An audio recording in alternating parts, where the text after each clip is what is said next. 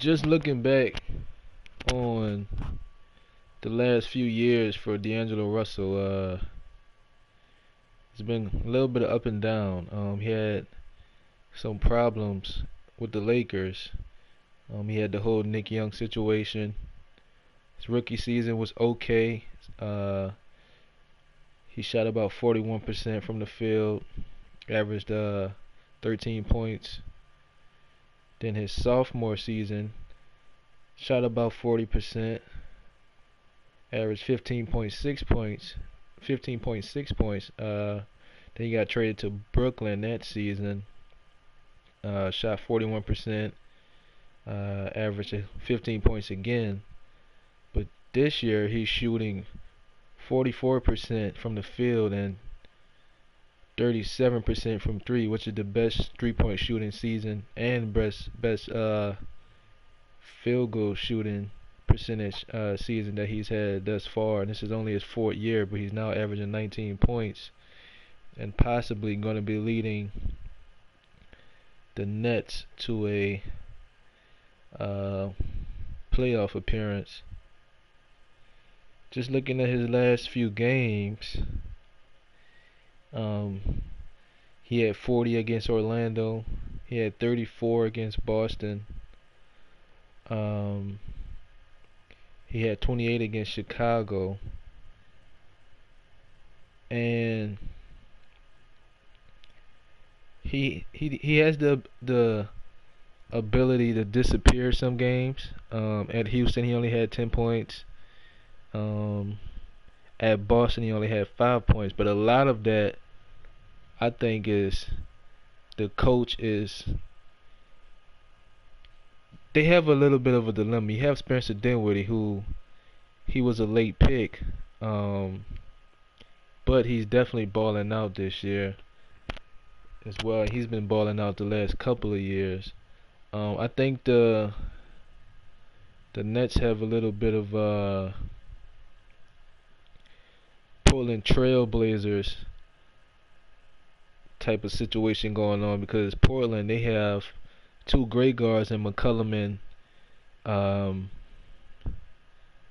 Lillard, but they're not great defenders by any means. And I think, like Portland, the Nets are going to have to make a decision on which one you want to keep, because even if you keep one and play them as a six man, the amount of money you're going to have to pay one of them to keep them as a six man, you might as well just trade them and try to get fix another position or get some help at a different position.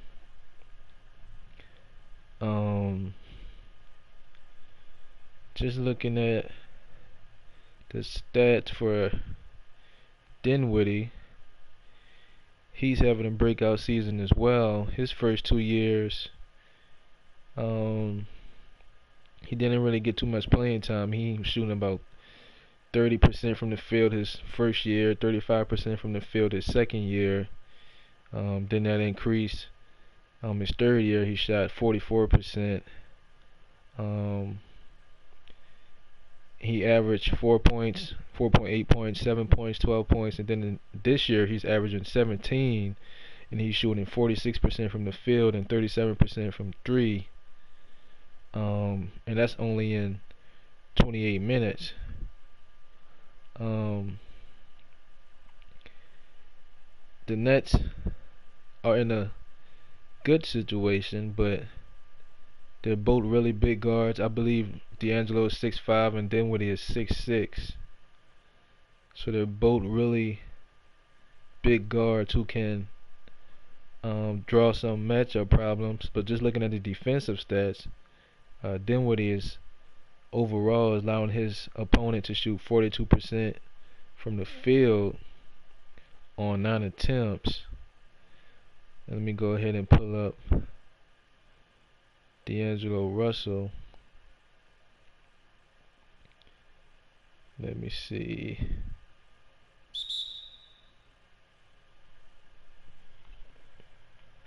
If we're looking at Russell's defensive stats, let me see.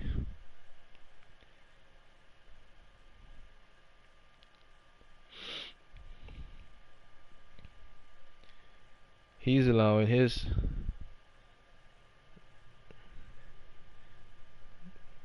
Let me see.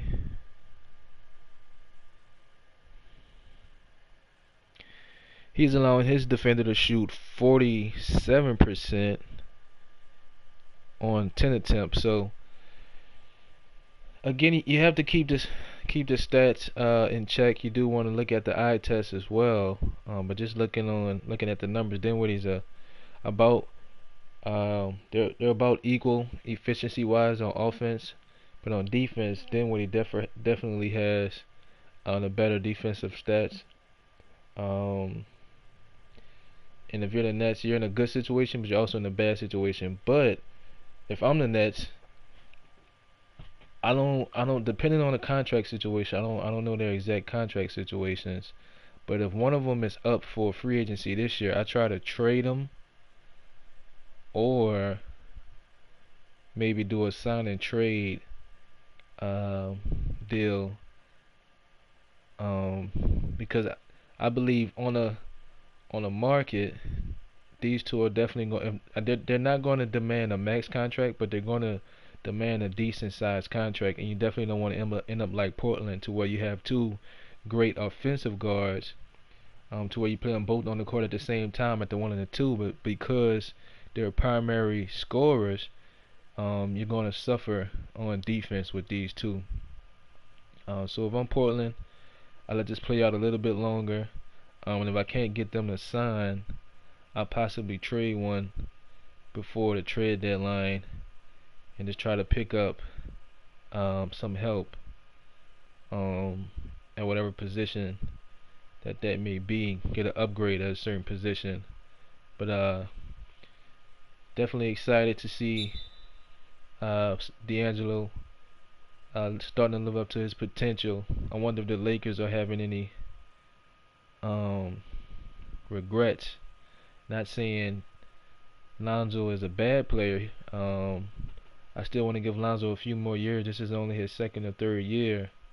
So I definitely want to give him a few years before I make an opinion on him. But I just wonder if the Lakers are having any second thoughts um, with the scoring ability that Deangelo is displaying with the Nets. Because if you have a tandem of Deangelo, Kuzma, Ingram, and LeBron, I would definitely say Lonzo was a better defender than Deangelo, but Deangelo is definitely the better shooter and scorer. And it'd be interesting to see him with LeBron coming off the screens, shooting those wide open threes, and creating this open shot, creating his own shot within that offense. So definitely excited for this guy. I watched him a lot at Ohio, and definitely looking, and we'll keep an eye on and see what happens um, with his career.